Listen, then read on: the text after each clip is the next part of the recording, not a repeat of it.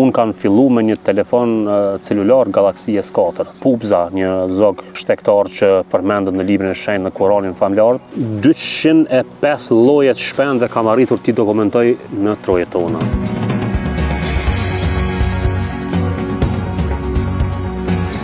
Po duke qenë se jetoj me një vend ku jemi të rrethuar me male, pra, që është qyteti Kamenicës, edhe kur ki këto pejsazhe gjithmonë me vete që kur i ke atëherë, domosdoshmërisht se lidhesh me natyrën, lidhesh me këto kafshë të cilat janë të mrekullueshme, sidomos për atyre që janë shtektar.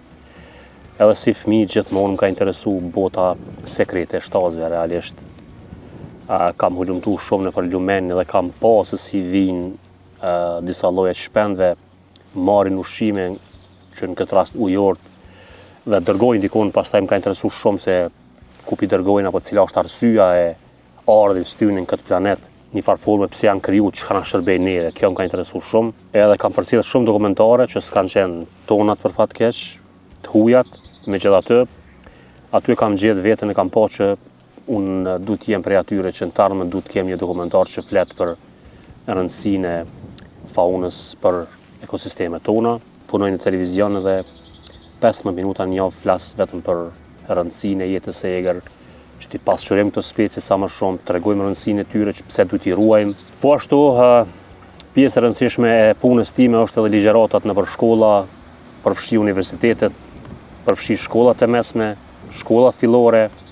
Kam pa që nxënësit në përgjithësi kanë shumë nevojë për t'i njohur këto kafshë, edhe nuk kanë shumë njohuri. Në momentin që ligjëroj me njëherë ndryshon situata, e shoh që kanë edhe interes shumë për t'i njohur. Fillimi im ka qenë shumë i vështirë sepse unë kam filluar me një telefon celular Galaxy S4.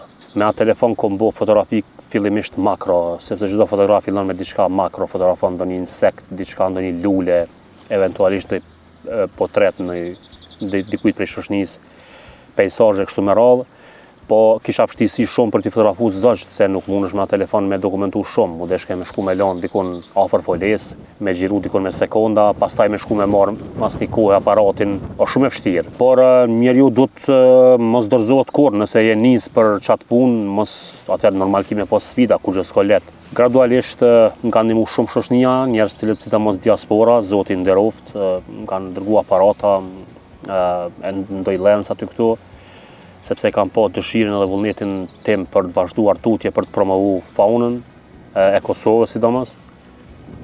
Edhe ki dhe vështirësia tjera, sepse nuk është vetëm sa aparati, terrenet e vështira për t'i kaluar, duhet dikush për të ndihmuar me ndonjë makinë që është më sofistikuar për terrene malore, edhe këtu më kanë ndihmuar, dua ta falenderoj korporatën Rrugova që ma ka dhuruar xhipin.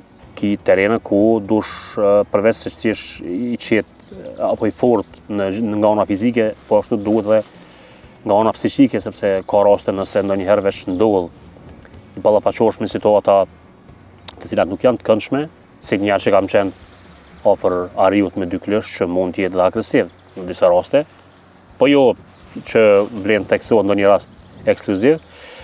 Atëherë duhet ta ruajmë gjendjen tonë, të jem të qetë, mos të eskaloj situata, se të dy këto faktorë janë shumë të rëndësishëm për një fotograf të jetë segër, pra qetësia fizikisht që ti jesh i qetë, pra aty ku je, mos bëj zhurmë për shkak të shqetësimit të kafshëve, po ashtu edhe një kogja është e rëndësishme që ti jesh edhe i fortë, përveç fizikisht dhe psiqikisht, sepse duhesh kohë gjatë me prit me një vend, edhe nuk është e lehtë, sepse ka ndodhur deri në 3 ditë me qëndru sikur këtu tash qysh jam.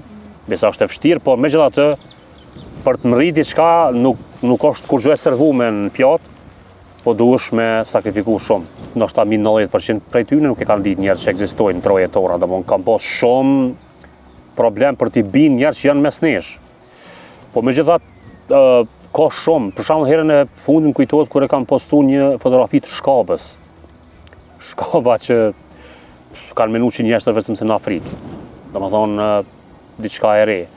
Pastaj herën e fundit që në kameraton Kurth argumentuam praninë e kastorit euroaziatik, një kafshë apo një gjitar gjysmëujor që jeton nëpër lumenj. Shumë kanë menuar që nuk është as në Ballkan as ku, po ja që tash është. Po ashtu dhe pupza, një zog shtektar që përmendet në librin e shenjtë në Kuranin familjar, kur e kanë postuar, po ashtu kanë thënë që si është e mundur edhe ky qen ka mes nesh, po dhe shumë lloje të skifterave, të shqiponjave, konkretisht skifteri Osprey, një skifter i cili nuk ka qenë as i evidentuar në të dhëna shtetërore të Republikës së Kosovës, domthonë deri në vitin 2017 kur unë kisha realizuar një fotografi, nga ai moment, domthonë evidentuan për herë të parë pranimin e tij në Kosovë. Në fokus kam natyrisht Kosovën tonë të dashur, Bjeshtën e Emuna gjithmonë, malet e Sharrit, që janë një perlë e vërtet për neve, pastaj Ligatina e Hencit, të cilin e quajmë parajsa shpendëve shtektarë dhe jo shtektarë, që është pranë aeroportit, liçenet e ndryshme në Kosovë thuajse të gjithë, ndonë se unë jetoj në Kamenic, rajoni Gollakut është shumë i pasur me gjitarë, sidomos me praninë e Ujkut, Dhelprës, Macës së Egër, por edhe është e veçantë rajonit të Gollakut është i vetmi vend, komuna jonë edhe komuna e Prishtinës është që kanë prani të folet të lejlekut të zi, që prej kur ka ekzistuar troje tona, para 3 viteve kemi argumentuar foljen e parë në troje tona që ka qenë pikërisht këtu. Edhe në Shqipëri, po ashtu është, sepse jam shtetas edhe Republikës Shqipërisë, atëherë aty vizitoj shumë shpesh lagunën e Karavastas, aty ku edhe është vendbanimi i dytë, laguna e Nartës, liçeni i Shkodrës, laguna Kunevajn, rajoni Pukës, Gjirokastës, të gjitha ato janë një perla të vërteta shqiptare, po ashtu kam realizuar dokumentare për Maqedoninë e Veriut. Shumë shpejt do dua të realizoj një dokumentar për anën e Preshevës. Numri i shpendëve ka ndryshuar drastikisht, sepse ngrohja globale që faktori njeri apo aktiviteti njerëzor është fajtor për të gjithë këtë çka po ndodh, ta quaja këtë apokalips në aspektin e prishjes ekosistemeve, probleme me ngrohjen globale kështu me radhë.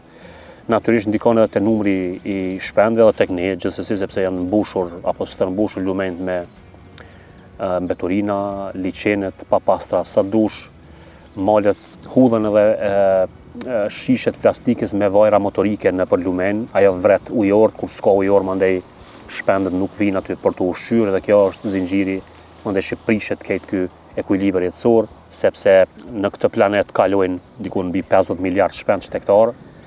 Ata 50 miliard konsumojnë diku 500-600 milion ton insekte. Qysh me kontrollu njëri këtë popullsi të insekteve? Është e pamundur për neve domthonë.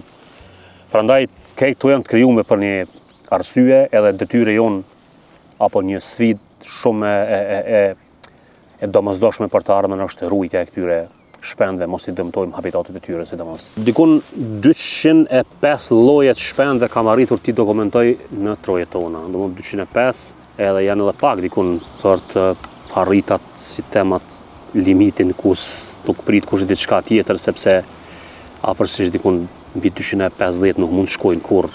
Mbi ato nuk janë, po supozoj që mund të jenë disa prej tyre vetëm se kalimtarë, edhe nëse nuk janë shtektar tek ne.